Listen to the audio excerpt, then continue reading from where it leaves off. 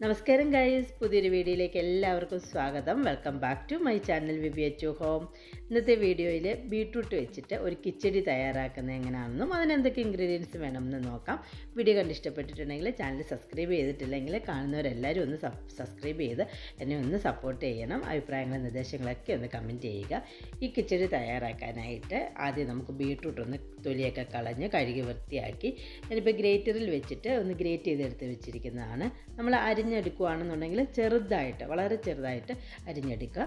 ശേഷം ആ ബീട്രൂട്ടിലേക്ക് ഞാൻ 1 ടീസ്പൂൺ ഉപ്പ് ചേർത്ത് കൊടുക്കുന്നുണ്ട്. എരിവിനാവശ്യമായിട്ട് 1 പച്ചമുളകാണ് ചേർത്ത് കൊടുക്കുന്നത്. കിച്ചടിക്ക് അധികം എരിവിൻ്റെ ആവശ്യമില്ല.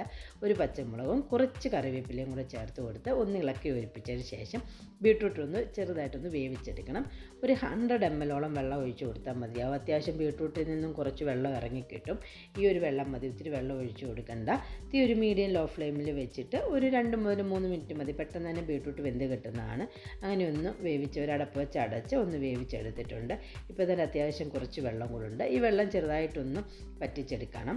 അതിന് മുന്നേ നമുക്ക് 1 ടീസ്പൂണ് കടുക് ചതച്ചതാണ്, മുക്കാൽ ടീസ്പൂൺ കടുക് എടുത്ത് അത് നല്ലതുപോലെ ഒന്ന് ചതച്ച് എടുത്ത് ഇത് ഇട്ട് കൊടുക്കുന്നുണ്ട്. കടുക് അധികം അരയ്ക്കരുത്. ശേഷം കടുക് ഒരു 1 മുതൽ 2 മിനിറ്റ് വരെ കടുക് ഒന്ന് വേവിച്ചെടുക്കണം. അപ്പോഴത്തേക്ക് ആ സമയം കൊണ്ട് നമുക്ക് ആ ബീട്രൂട്ടിൻ്റെ വെള്ളമൊക്കെ ഒന്ന് പറ്റിക്കിട്ടും. ഈ ഒരു പരുവത്തിലാക്കി എടുക്കണം. അല്ലെങ്കിൽ ഒത്തിരി വെള്ളം ഉണ്ടെങ്കിൽ നമ്മൾ തൈരോട് ചേർത്ത് കഴിയുമ്പോൾ നമ്മുടെ കിച്ചടി ആ ഒരു തിക്നെസ് ലെവലിൽ നല്ല വെള്ളമായിപ്പോൾ ആ ഒരു തിക്നെസ് ലെവലിൽ നമുക്ക് കിട്ടത്തില്ല.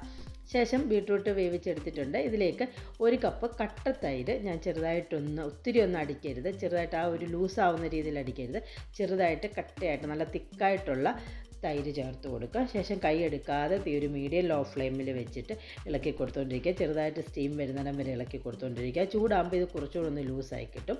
ശേഷം നമുക്ക് ഫ്ലെയിം ഓഫ് ചെയ്യാം. താളിക്കാനായിട്ട് 3 ടേബിൾ സ്പൂൺ വെളിച്ചെണ്ണയാണ് ഒഴിച്ച് കൊടുത്തിട്ടുള്ളത് ഒരു പാത്രത്തിലേക്ക്.